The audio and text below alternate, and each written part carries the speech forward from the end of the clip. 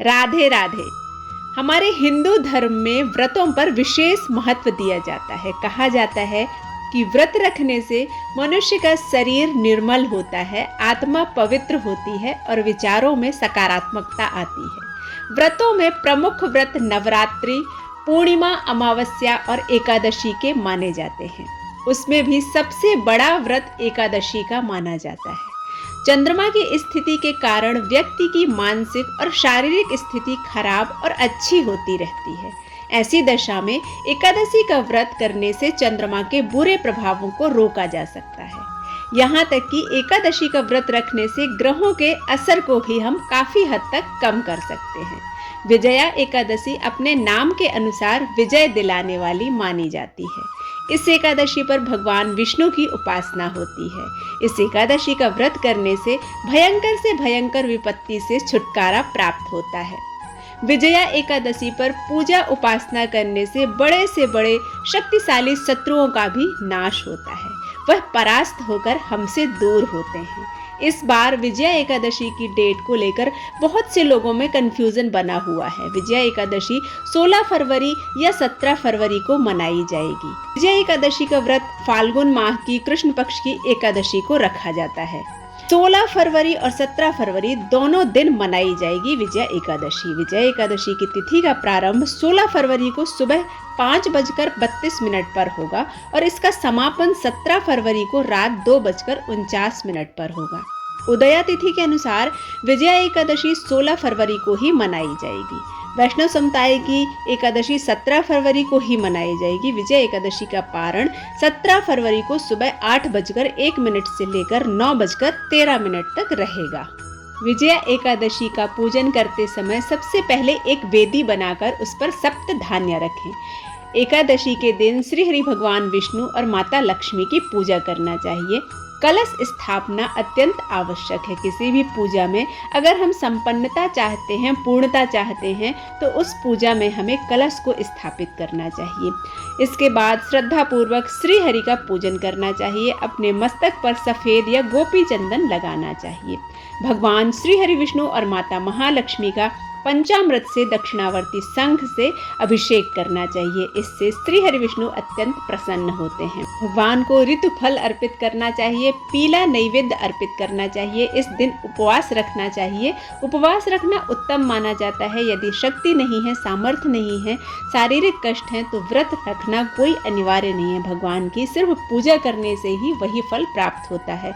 शाम के समय आप फलाहार ग्रहण कर सकते हैं। पूजा करने के बाद आरती करना और दक्षिणा प्रदान करना अत्यंत आवश्यक है। अगले दिन प्रातःकाल उसी कलश का जो भगवान की पूजन में हमने स्थापित किया था, उस कलश का और अन्न वस्त्र का हमें दान करना चाहिए। इससे हमें एकादशी का पूर्ण फल प्राप्त होता है। एकादशी व्रत में हमें कुछ सावधानियां बरतना अत्यंत आवश्यक है। अगर उपवास रखें तो बहुत उत्तम होगा, नहीं तो एक समय सात्विक भोजन ग्रहण करें। विजया एकादशी के दिन चावल और भारी खाने से बचना चाहिए। रात में इस दिन भगवान विष्णु की पूजा करना चाहिए। जहाँ तक संभव हो सके रात्रि में जागरण करना चाहिए। इस दिन क्रोध न करें, अपनी वाणी पर संयम रखें और आचरण पर भी नियंत्रण रखें।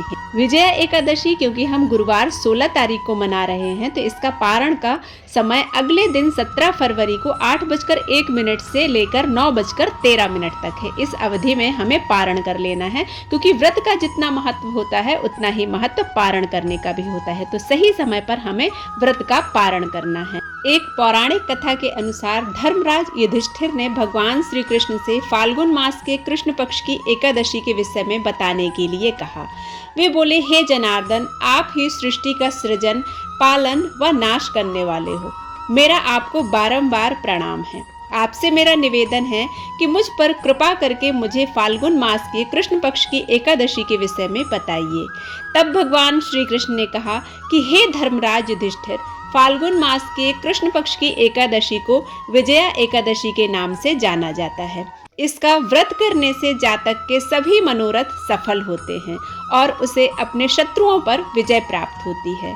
फिर भगवान श्री कृष्ण ने विजया एकादशी की कथा सुनाते हुए कहा कि एक बार देवर्षि नारद ने इस एकादशी के विषय में परमपिता ब्रह्मा जी से पूछा था। तब ब्रह्मा जी ने नारद जी को विजया एकादशी का महत्व बताते हुए कहा कि हे नारद, तुम जिस एकादशी के विषय में जानना चाहते हो उसे विजया एकादशी के नाम से जाना जाता है।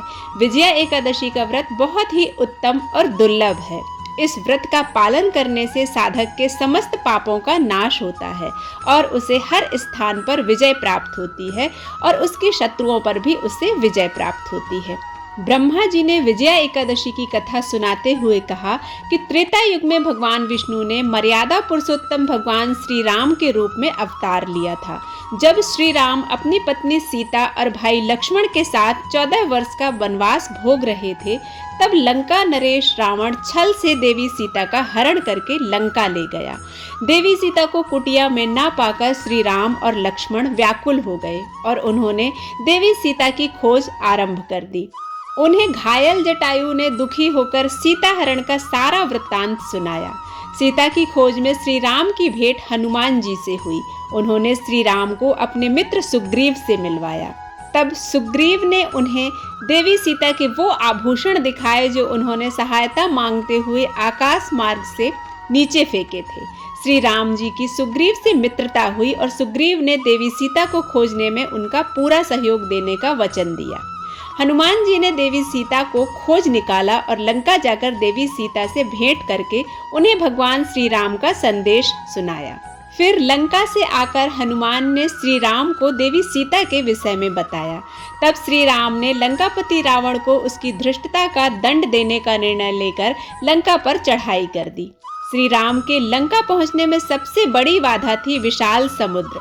समुद्र को पार करने की युति पर श्री राम अपने सहयोगियों से मंत्रणा कर रहे थे। तब लक्ष्मण जी ने उन्हें सुझाया कि समीप ही कुमारी द्वीप पर ऋषि वकदालभ का आश्रम है, हमें उनसे कोई सुझाव पूछना चाहिए। तब श्री राम ऋषि वकदालभ के आश्रम पहुंचे। श्री राम को देखकर ऋषि वकदालभ उन्हें पहचान गए। उन्होंने श्री राम से आने का कारण पूछा तो श्री राम ने उन्हें अपनी सारी कथा सुना दी और उनसे अपना लंका विजय का निश्चय भी बताया।